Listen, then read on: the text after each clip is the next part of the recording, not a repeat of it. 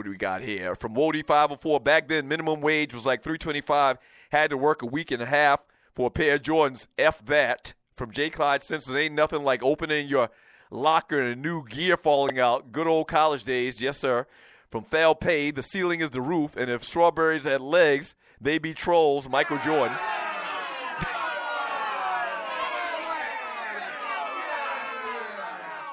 From Gary G. Money Joyner, Iran Barkley used to knock the snot out of Hearns.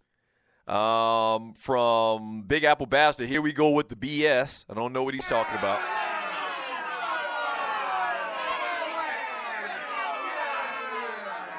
From RC, Boom Boom was a good fighter, but I believe Floyd picks him apart just as Livingstone Bramble did. And I agree with that. Somebody gave Boom Boom Mancini earlier. I think they said Boom Boom Mancini and Roberto Duran. Roberto Duran would be a fight for him. I think Floyd would do exactly to Boom Boom Mancini, just what he did to Pacquiao. And another good comparison would be Pacquiao and Duran as well. Same fighter, straightforward fighter, keep coming forward. Roberto Duran and Pacquiao, same exact style fighter, where they just always on the offensive, always moving forward, always throwing a bunch of punches, always. That's what Duran did.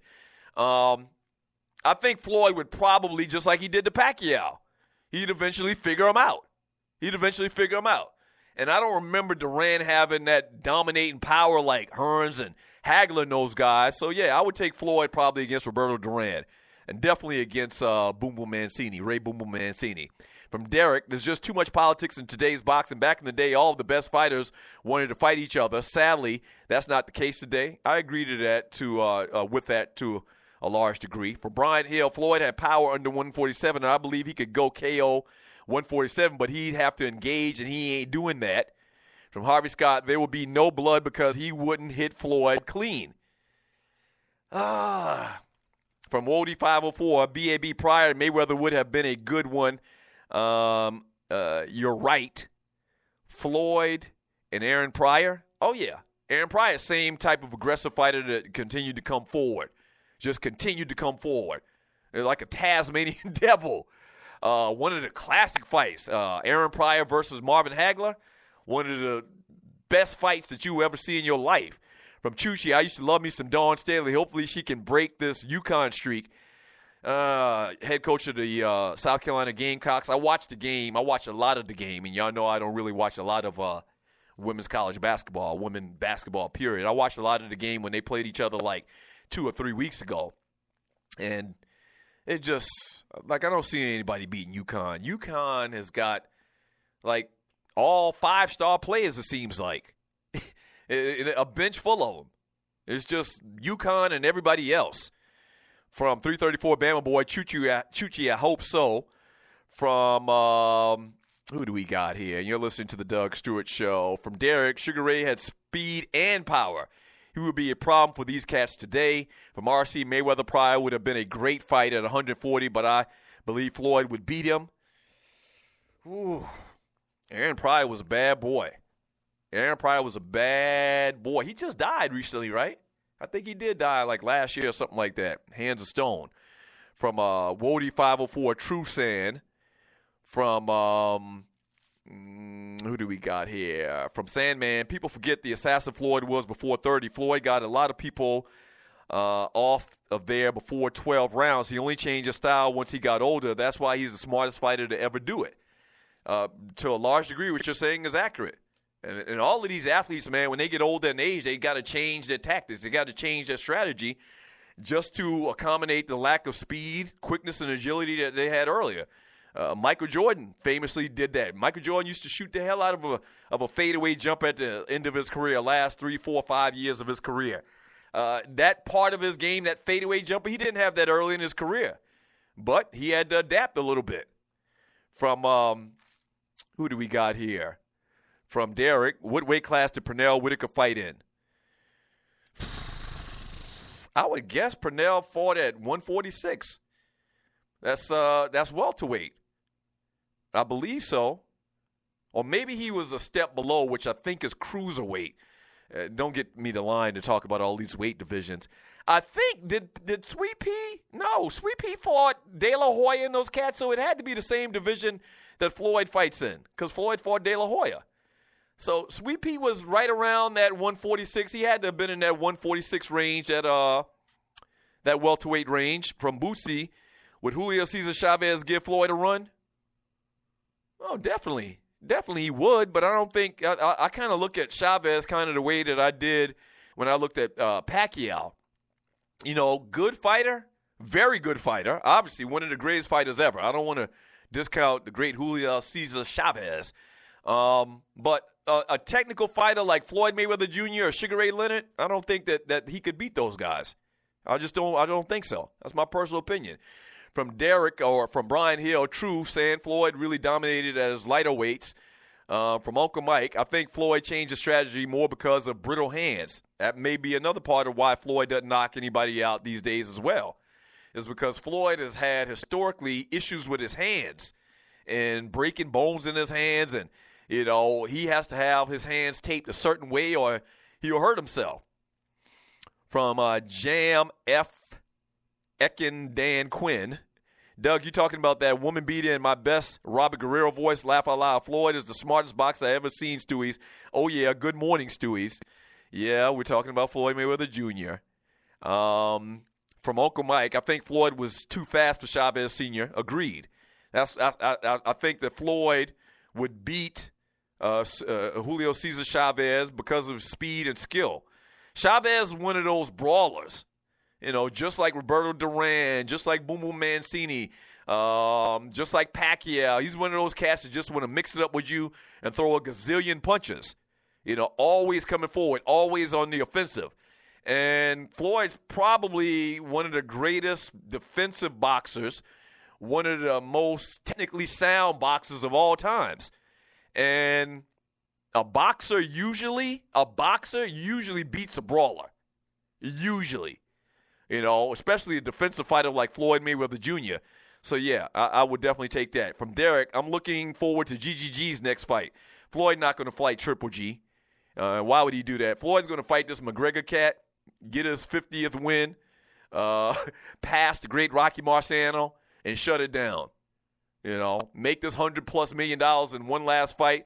He's not going to fight Pacquiao because I don't think there's a draw for that. We talked about that. There's not the draw for that. And Floyd just wanted to keep it safe. He's going to make the most money and put forth the less work in fighting McGregor. That's going to happen.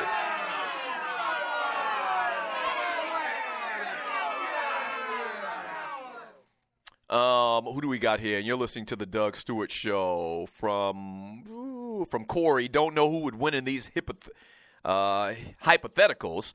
But you have to take into account that the modern athlete has to be faster and stronger than the previous generations. World records get broken all the time nowadays. True statement. The athletes are just better today because they have, you know, better weight training, better nutrition. They follow better nutrition. So athletically, they should be better. And every generation should be a little bit better than the previous one. That's why whenever I talk about football and I talk to the old cats, and you're listening to the Doug Stewart Show, they always talk about how, you know, a lot of these cats back in the day, their game wouldn't translate and their size and their weight wouldn't translate into today's modern NFL. But they always say there's one exception, and that's the great Jim Brown. Right.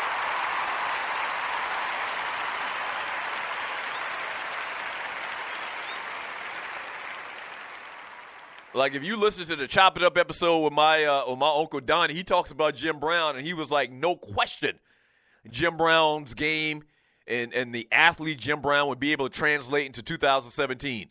Like my Uncle Donnie, pretty much the way I picture Jim Brown is like Herschel Walker, Bo Jackson, and Leonard Fournette all balled up into one.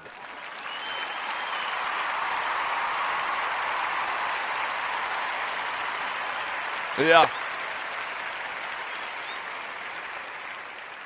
Yeah. From Gary G. Money Jordan, he says the fighters aren't better in this generation. This generation's fighters are sissies. I won't go that far. I'll just say that it seemed like that the fighters back in the day, if you look at a fight back in the early 80s, late 70s, it seemed like that they welcome competition. They welcome, confrontation. Like, they threw a lot more punches back then. They landed a lot more punches than they do now. It just seemed like cats used to really fight. They used to take a lot more of a beating. Even the best fighters, they took a lot of punches back then in comparison to today. I won't call them sissies, man. These cats are very strong or very sound in boxing today, man. But nah, if you're talking about the level of fighting and the actual sheer the actual brutality of fighting, like, it seemed like those cats back in the late 70s, early 80s were much tougher. They welcomed confrontation. They took punches to give punches. You understand? They took a lot of punches to give punches. Nowadays, no. And maybe the example that we're looking at too much is Floyd Mayweather Jr., and that's probably part of the problem. But, yeah, they threw a lot of punches, man. You go back and look at any of those fights, even the fight that I talked about with Sugar Ray and Mayweather, man, they exchanged a lot of punches. It doesn't seem like there's that many punches being exchanged today in boxing. Yeah, it just doesn't, man. I love this, man. We can talk boxing all day long.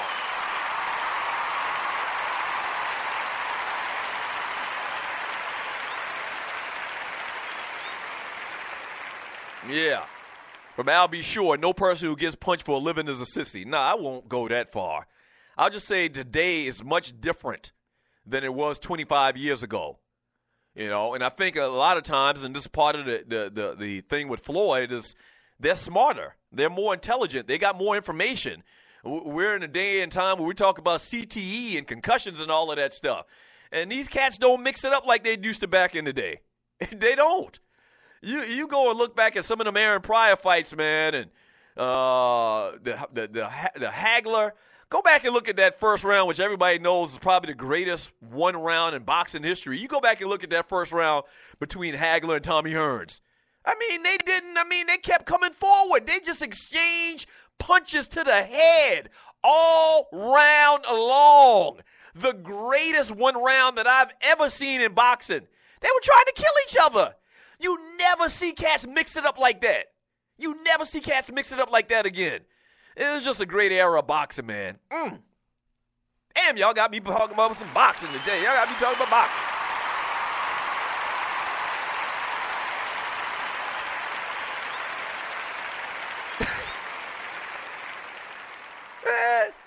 Now the Hagler, and we got to get out of here. The Hagler-Hearns fight was to the absolute extreme, okay? Like, that wasn't real.